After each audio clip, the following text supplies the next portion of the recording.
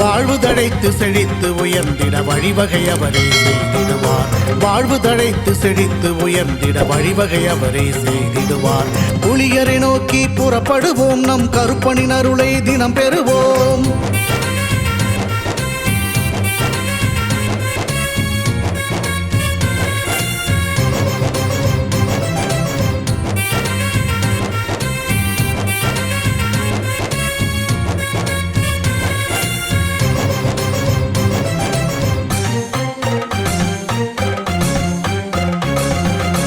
அல்லும் பகலும் அலைந்தேன், விதி அழைத்திடும் பாதையில் பயணம் தினம் செய்தேன்.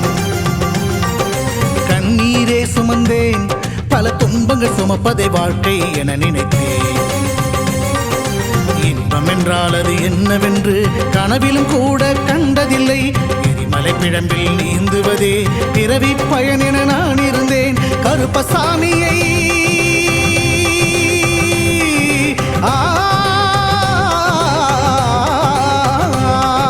கருப்பசாமியை பார்த்தவுடன் விதிகளும் விலகி ஓடியதே.